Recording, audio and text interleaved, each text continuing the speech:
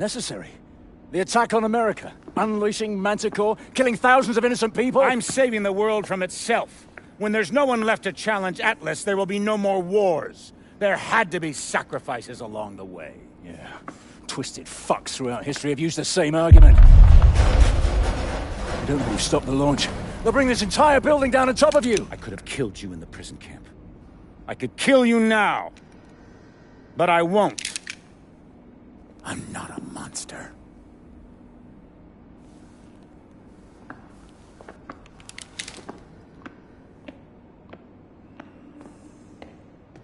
Mitchell, try to hit the release on your exo.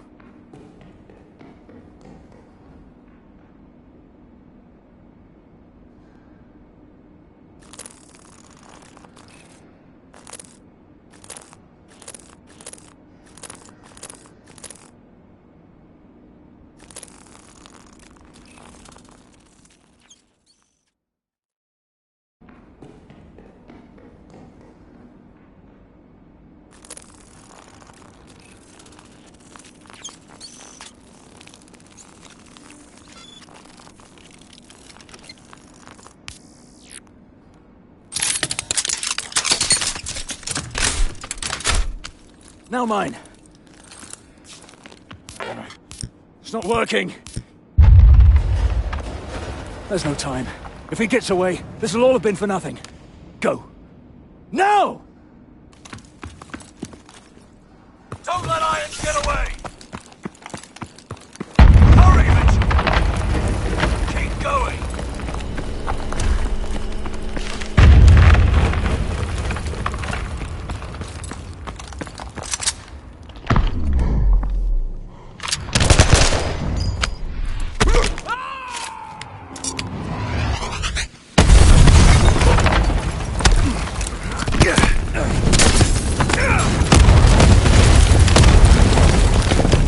Mitchell, pull me up. I'm not letting go. You've got to pull me up.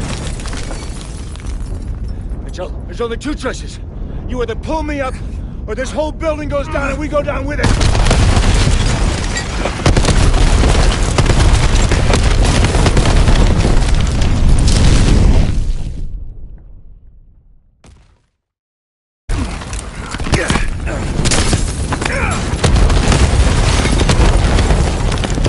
Mitchell, pull me up. I'm not letting go. You've got to pull me up.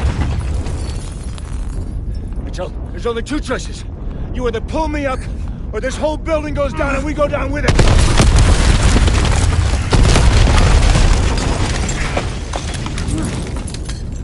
Mitchell! What are you doing? Mitchell! I gave you that arm! Mitchell! I gave you a second chance!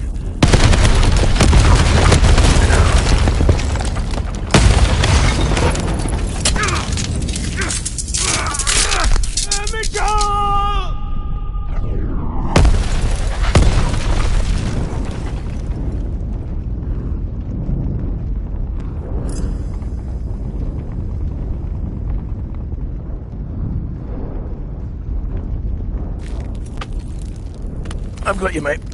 I've got you.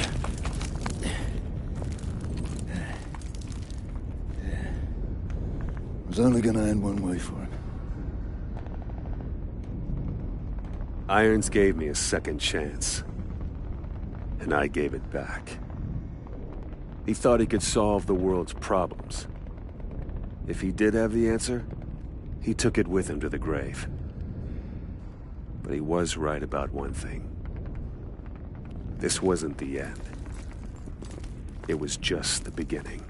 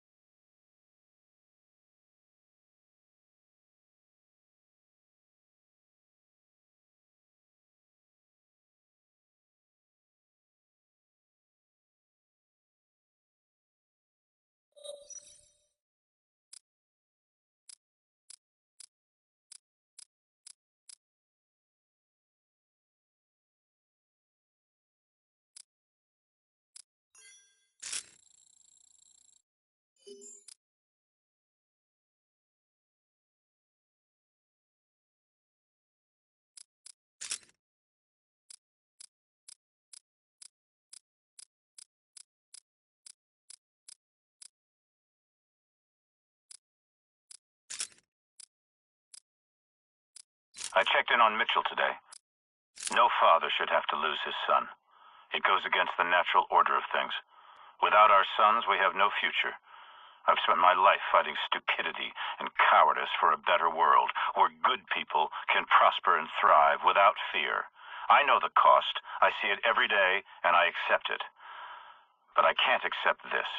Will's tragedy can't be for nothing. I'll make sure of that. This is not where it ends. This is where it begins. I checked in on Mitchell today. Gideon's kicking his ass, but he'll get there. He's got a good head on his shoulders, and that same determination that Will had. I can see why they were close. The Marines, in their infinite wisdom, deemed him unfit for duty. Can't fight with one arm. Never tell a soldier what he can't do. If anyone deserves a second chance, it's guys like Mitchell. Give me an army of men like him, and there's nothing Atlas can't do. Lagos. If there were a better example of government ineptitude, I haven't seen it. The KVA walked in like they owned the place, like it was their right to take whatever they wanted. Helpless, the officials come to me. They came shocked that a few well-armed men can bring a nation so great, so powerful, to its knees. What sort of men are they? They ask. I tell them they are simply men who are willing to do whatever it takes to achieve their goals, without emotion, without bias. And once you understand this most basic of facts, you have everything you need. Above-ground nuclear power facilities have been a tactical hazard since their inception. In 2048, Atlas submitted a lengthy report to the Defense Department on the security risks. I guess they didn't like the findings because they buried the report. I think they gave us the security contract just to shut us up. But that's not why I accepted the job. I took the contract because Atlas would give the taxpayer the best return on their buck. We spent millions on concrete reinforcements. We build anti-aircraft defenses, but our greatest achievement? Eliminating human error. You can build your defenses as strong as you like, but the human race is the weakest link in any system. When an attack does come, and I have no doubt it will, then mark my words, it will be because someone has left the door unlocked. You can't protect what you can't control. Leaders lead. Success or failure comes down to the choices we make. Capturing Dr. Danois and bringing him to justice would be a decisive step forward in the hunt for Hades, but what purpose does it serve to prosecute this man for his crimes if we can use him to prevent future crimes against humanity? Hundreds, maybe thousands, have been killed by this man's experiments, but what if the results could one day benefit humanity and save lives? Is it wrong to put that knowledge to use, regardless of how it was obtained? It's only right that we respect the dead. What better way to honor them than give meaning to their demise? Scientific data exists outside any moral framework. It's a resource that can be exploited for good or bad. The choice is ours. But to choose to do nothing with it is no choice at all. It is to accept that innocent people died for nothing. A mission of this scale is a serious endeavor in the best of circumstances. Operating in the middle of a busy tourist destination is, without doubt, extremely risky. But the risk is the key to our success. Hades has gambled on our humanity. No government can survive the public outcry if hundreds of innocent tourists are killed in a botched mission. Hades knows this. But we're not the government, and our power does not come from popular mandate. The government could have stopped us, the United Nations could have stopped us, but they didn't. Why? Because they think I've stepped into my own trap. They've seen what Atlas can do, and they know how powerful Atlas has become. They're afraid, more afraid of me than they are of Hades. And with the KVA on the run, who is left to disrupt their status quo? They look at us, and instead of seeing our success, they see a threat. Someone too powerful to control, too powerful to stop. And so they've gambled on our failure and their right to be afraid. Failure is not an option for us. As long as we deliver Hades' head on a stick, no one will want to stop us. They'll want to follow us. If you want to sell people on your vision, show them. They call this part of the world the cradle of civilization. For 10,000 years, it was the center of trade and culture, home to kings, caliphates, despots, and dictators. The first images of war I ever saw came from this place. 2 wars in 2 decades with nothing much to show for it. I saw how wars quickly became quagmires, if not prosecuted effectively. If ever there was somewhere that represented the utter failure of governance, Baghdad was it. While our leaders left this place to its fate, I took this as an opportunity to seize our destiny. 50 years of rot, and we rebuild it in 5. Now, New Baghdad is more than just a thriving city. It's a symbol of what's to come.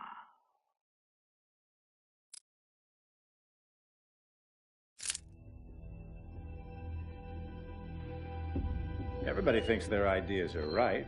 That's why the people you call terrorists call themselves freedom fighters. The fundamentalists think they're right, the capitalists think they're right, the communists think they're right. And no one will ever convince anyone of anything. And all these honorable men lecturing the world from the floors of congresses and parliaments whose time has long since passed refuse to admit, publicly at least, ideas don't determine who's right. Power determines who's right.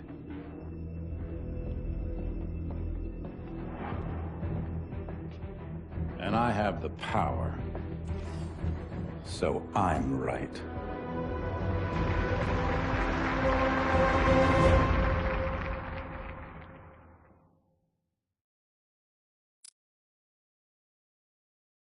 On days like these, it's hard to remember what progress looks like. Billions of dollars, years of research. The human body is not a machine that we can simply rebuild. Tissue damage takes time to heal. Cells take time to grow. We are mortal creatures, and time is never our friend. We've successfully accelerated the growth process, but the cells are unable to sustain themselves after a certain period. Nevertheless, Danois continues to be a valuable asset. Without Danois, Manticore would have died at the developmental stage.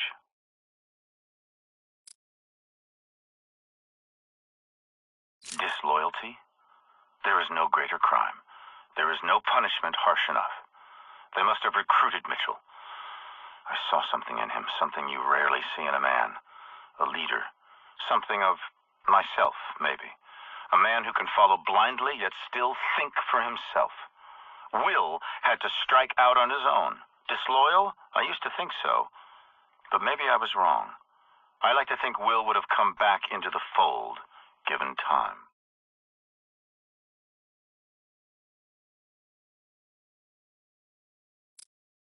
In order for a butterfly to be born, a caterpillar must die.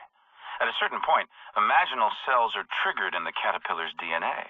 And these cells remain dormant, but once activated, they suddenly behave like a cancer, aggressively attacking the healthy cells. The cancerous cells grow, and the caterpillar is eventually destroyed, but the cancerous cells become the basis of new life form, a butterfly.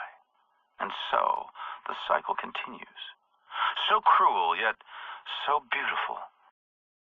Our greatest advances can equally lead to our destruction. Manticore is the fork in the road. One path leads to death, a weapon more powerful than anything before it, and the other to life, the regeneration of human cells, the conquest of death itself, immortality.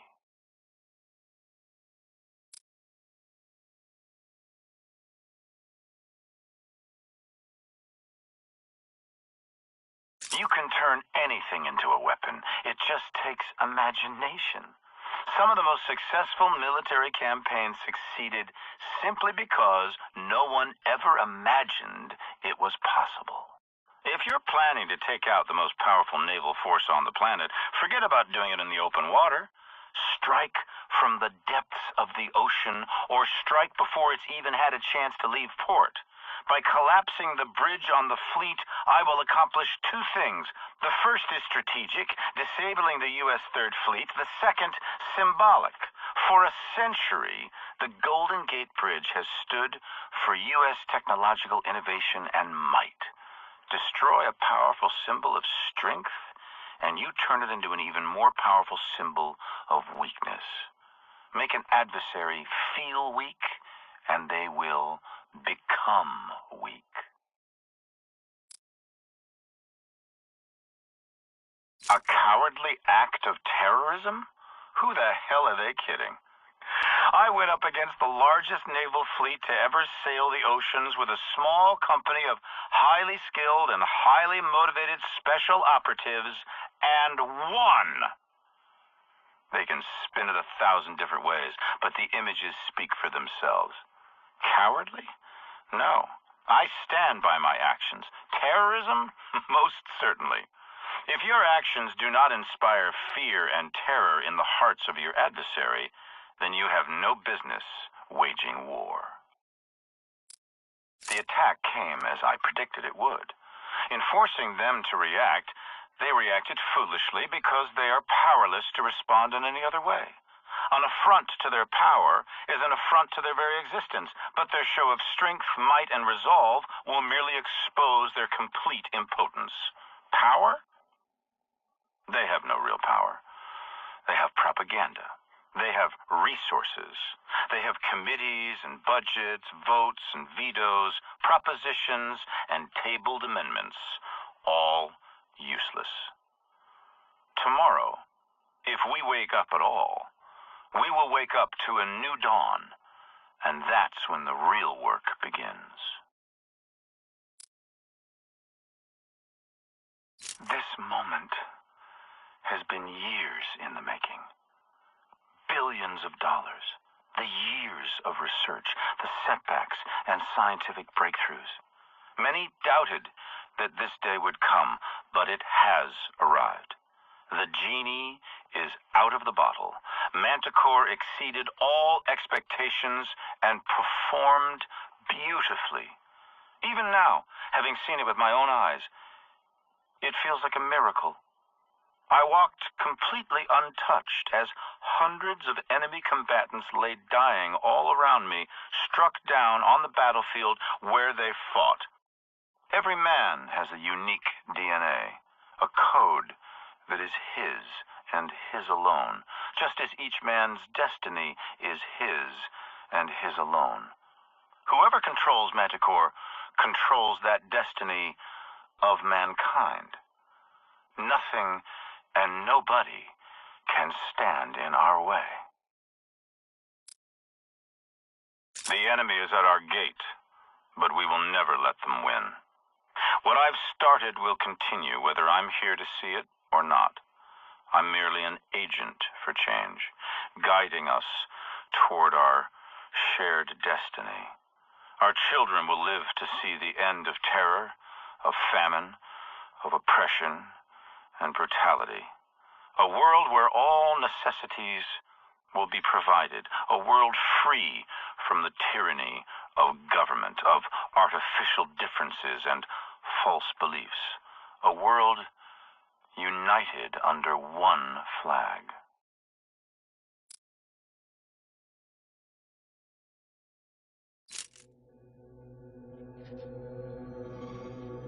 Democracy? Democracy.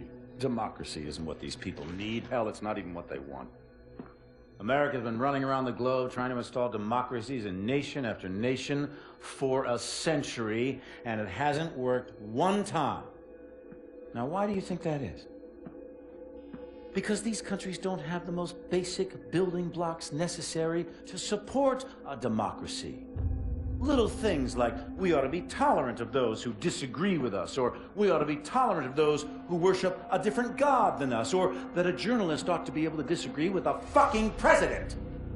And you think you can walk into this country based on fundamentalist religious principles, drop a couple of bombs, topple a dictator, and start a democracy?